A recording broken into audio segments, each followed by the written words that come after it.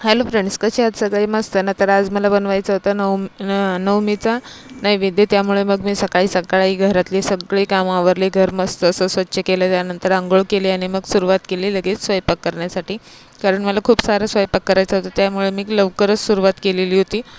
लवकर म्हणजे दुपारी सुरुवात केलेली होती. सगळ्यात अगोदर सुरुवात केली कडकण्या बनवण्यापासून, कारण कडकण्या बनवण्यासाठी मला आई मदत करणार होते. त्यामुळे मग मी कडकण्या बनवण्यासाठी सगळ्यात अगोदर सुरुवातच गोडापासून केली कडकण्यांच्या. तर कडकण्या कोणाकोणाकडे कडकण्या नैवेद्यामध्ये नवमीच्या दिवशी बनवल्या जातात, मला कमेंटमध्ये नक्की सांगा. तर माझ्याकडून कधी कडकण्या नीट बनवल्या जात नाहीत, त्यामुळे मग मी आईंना म्हटलं की तुम्ही पीठ मळा, मी तुम्हाला तळण्यासाठी मदत करते, तुम्ही मला लाटून पण द्या, म्हणजे लवकर पण होतील आणि व्यवस्थित पण होतील. कारण माझ्याकडून कधीच त्या नीट बनल्या जात नाहीत. आजपर्यंत मी कधी माहेरी बनवल्या नव्हत्या. इथे आल्यानंतर ते वर्षातून एकदा बनवलं जातं, त्यामुळे मग माझ्याकडून त्या कधीच नीट बनत नाहीत. तर मग सगळ्यात अगोदर कडकण्या आणि कापण्या बनवून घेतल्या. मी तुम्हाला त्यांचं पूर्ण बनवून झाल्यानंतर व्हिडिओ दाखवता मला आला नाही, कारण आई होते, त्यामुळे मग मी तुम्हाला त्याचा व्हिडिओ नाही शूट केला. फक्त तळतानाचा थोडासा चोरून असा व्हिडिओ शूट केलेला होता.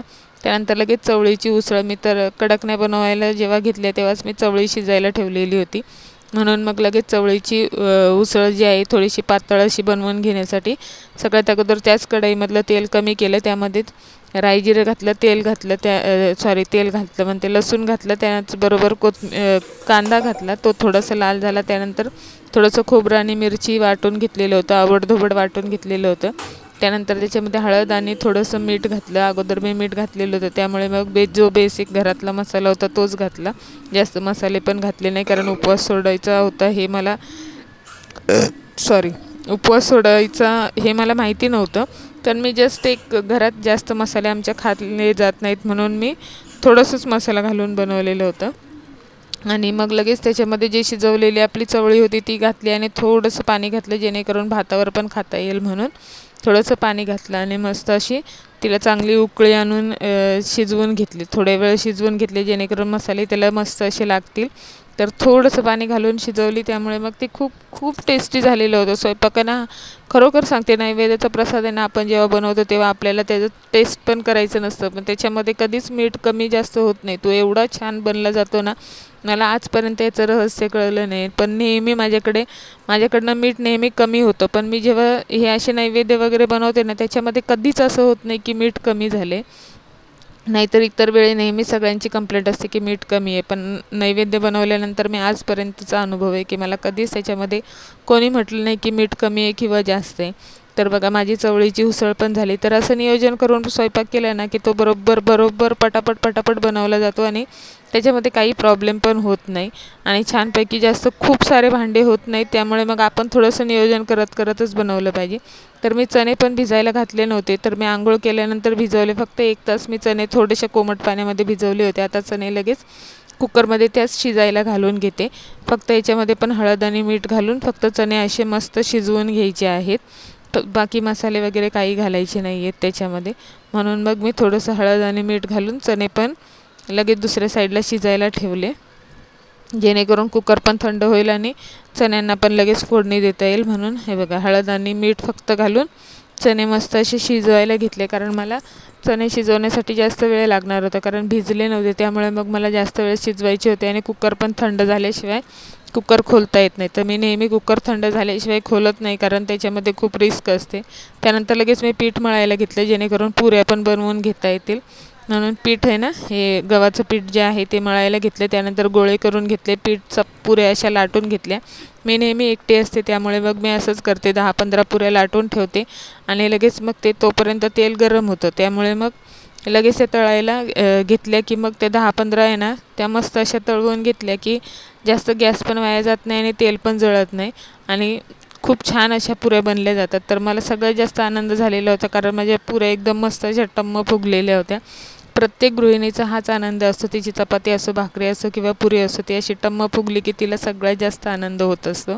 तर मला देखील खूप जास्त आनंद वाटत होता की माझ्याकडून मस्त अशा पुऱ्या बनल्या गेल्यात. आणि ह्या पुऱ्यांचं मी कन्यापूजन पण करायचं होतं, त्यामुळे मला ते कन्यापूजनचा प्रसाद वेगळा करायचा होता आणि नैवेद्य जो आहे तो वेगळा करायचा होता. तर नैवेद्यासाठी मला कडकनी, चवळीची उसळ आणि धपाटी करायची होती आणि कन्यापूजनसाठी मला बनवायचं होतं पुरी, शिरा आणि चणे जे असतात ना, काळे चणे, ते सुके बनवले जातात. त्यासाठी मला ते बनवायचे होते. ते बिना कांदा लसूणचा स्वयंपाक असतो.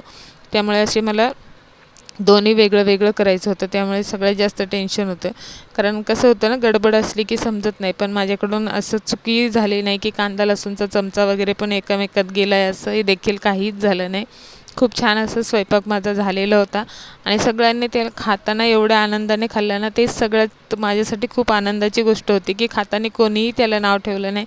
मुलींनी देखील खूप आवडीने खाल्लं आणि त्या मला बोलल्या पण की खूप छान जेवण बनलं आहे. त्यामुळे मला सगळ्यात जास्त आनंद झाला होता. तर मस्त अशा माझ्या पुऱ्या पण टम्म अशा फुगलेल्या आहेत आणि मला खूप आनंद झालेला आहे. तर पुऱ्या बनवून झाल्या की मी लगेच धपाट्याची तयारी केली. त्यासाठी गव्हाचं पीठ, ज्वारीचं पीठ, बाजरीचं पीठ, चण्याचं पीठ घेतलेलं होतं. त्यामध्ये धने, जिरे, मिरची, लसूण आहे ना आणि कोथिंबीर हे जे आहे ते घातलेलं होतं. कोथिंबीर मी कापून घातलेली होती, वाटून नव्हती घातली. मिरची, लसूण आणि ते घातलेलं होतं. हळद आणि मीठ घालून याला पण मळून घेतलं मस्त असं. तर आमच्याकडे याला धपाटे म्हणले जातात. असं म्हणजे असं तर याला थालीपीठ म्हटलं जातं, पण आमच्याकडे याला धपाटे म्हटले जातात. तर मस्त असं धपाटं थापून पण घेतलं. तर मला सगळ्यात जास्त रिस्क असते ती म्हणजे ना धपाटंच तव्यावर टाकण्याची. तर आज माझ्याकडून धपाटं बनवतानाही तुटलं नाही आणि तव्यावर टाकतानाही तुटलं नाही, भाजतानाही तुटले नाही. त्यामुळे मला त्याचाच सगळ्यात जास्त आनंद झाला होता की ते पण आणि खाताना पण ते खूप मऊ बनले होते. मला पहिल्यांदा ते असे मऊ मऊ धपाटे बनले होते. एकदम असे दगडासारखे कडक झाले नव्हते. तो पण खूप छान वाटलं. तर त्यानंतर कारण मी माहेरी कधी धपाटे बनवले नाही, खरं शपथ सांगते. मी माहेरी ना भाकरी किंवा धपाटे असे कधी बनवले नाही. हा चपात्या, पुरी वगैरे मी बनवत होते, पण त्याच्या व्यतिरिक्त मी पुरणपोळी किंवा धपाटे किंवा भाकरी हे कधीही मी माहेरी बनवलं नव्हतं. मी इथे येऊन हे सगळं शिकलेले आहे. त्याचबरोबर आता चण्याचं कुकर पण थंड झालं होतं, म्हणून मग लगेच चणे फोडणीला द्यायला घेतले. तर एका वाटीमध्ये आहे ना धना पावडर, जिरा पावडर, लाल मिरची पावडर आणि गरम मसाला घेतला. त्यामध्ये थोडंसं पाणी घालून ते मसाले थोडेसे ओले करून घेतले. तोपर्यंत तेल गरम झालेलं होतं पातेल्यामध्ये. त्यामध्ये लगेच ते मसाले खूप छान असे परतून घ्यायचे, कारण मसाले नंतर शिजवायला भेटत नाहीत. त्यामुळे असंच तेलामध्ये खूप छान असे परतून घ्यायचे. खूप छान परतून घेतले की ते मग मसाले छान लागतात आणि त्याला तेल पण छान सुटतं. तर हे चणे मी हाताने कुस्करून घेतले होते. मला मिक्सरमध्ये वाटायचा पण खूप कंटाळा आलेला होता आणि याच्यामुळे खूप छान असं बाइंडिंग येतं. त्यामुळे खूप हातानेच थोडेसे कुस्करून घेतले आणि जे शिजवलेले चणे आहेत ते पाण्यासकट लगेच हे परतून घ्यायचे मसाल्यामध्ये छान असे 2-3 मिनटं. आणि ते जे चणे आपण कुकरमध्ये जे शिजवले होते ते पाण्यासकटच हे करून घ्यायचे, टाकून घ्यायचे त्याच्यामध्ये.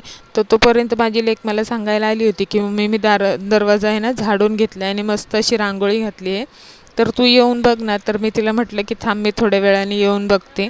त्यानंतर मग मी जाऊन ते बघून पण आले होते. तर चणे आता मी लगेच त्याच्यामध्ये त्या पाण्यासकटच टाकून घेतले आहेत. थोडंसं पाणी होतं, जास्त नव्हतं. आणि आता याला मस्त असं सुक्कं करून घेऊया आणि लास्टला त्याच्यामध्ये कोथिंबीर घालून घेऊया, बारीक चिरलेली. तर खूप छान असा हा प्रसाद मला खूप खूप खूप आवडतो खायला. पण दरवेळेस मला खायला भेटत नाही. पण ह्यावेळेस आहे ना मला लास्टला कळलं की आज उपवास सुटणार आहे 9व्या दिवशीच आणि आपण हा पण प्रसाद खाऊ शकतो. तर लहानपणी आहे ना खाऊन खाऊन एवढा कंटाळा यायचा, 10-10 घरी जावं लागायचं. त्यामुळे आहे ना हे चणे, पुरी आणि शिरा जे आहे ना खाऊन खाऊन कंटाळा यायचं. मी सगळं असं घरी बांधून घेऊन यायचे. पण आता आहे ना अष्टमीच्या दिवशी होतो आणि तेव्हा उपवास सुटत नाही ना, म्हणून खूप वर्ष झाले खाल्ला नव्हता. पण ह्या वर्षी मला तो प्रसाद पण खायला भेटला, मस्त वाटलं. तर माझ्या लेकीने मस्त अशी दारामध्ये रांगोळी काढली होती, ती बघून आले. त्यानंतर मग लगेच मी शिरा बनवायला घेतला. तर कढईतलं मी सगळं तेल काढून घेतलं होतं आणि घी घालून शिरा बनवायचा होता. थोडासा शिरा बनवायचा होता, कारण खूप सारं स्वयंपाक होतं. त्यामुळे मग दुसऱ्या दिवशी पण पुरणपोळीचा स्वयंपाक असतो, म्हणून जास्त जास्त नाही, थोडं थोडंच सगळं बनवलेलं होतं. आणि खरोखर मला खूप छान वाटलं की सगळ्यांना तो जे बनवलेलं जेवण होतं ना ते कोणीही नाव न ठेवता खाल्लं, म्हणून सगळ्यात जास्त आनंद वाटला. आणि माझा तर 9 दिवसाचा उपवास होता, त्यामुळे मला पण आज खायला भेटलं, खूप छान वाटलं. तर मी अगोदर काहीच तयारी केली नव्हती. त्यामुळे मग मी स्वयंपाक बनवून झाला, घर झाडून घेतलं, त्यानंतर किचन वगैरे सगळं साफ केलं आणि मग मी नायराच्या पप्पांना घेऊन निघाले होते मुलींना देण्यासाठी काहीतरी गिफ्ट बघण्यासाठी. तर मग मी गेले आणि मला देवीच्या कृपेने खूप छान असे आहे ना टिफिन बॉक्स आहे ना खूप मस्त असे भेटलेले होते मुलींसाठी. तर ते मी घेऊन आले. ते तुम्हाला मला दाखवायला भेटले नाही, पण मला जास्त हे पण नाही झाले बघा. मी घेऊन आलेले होते प्लेट वाटी वगैरे त्यांना जेवणासाठी. तोपर्यंत कन्या सगळ्या आलेल्या होत्या. मग घरी येऊन लगेच मी सुरुवात केली, त्यांना जेवण वाढून दिलं, त्यांची पूजा वगैरे केली, पाय वगैरे धुतले, टिक्का वगैरे लावला. Bye bye.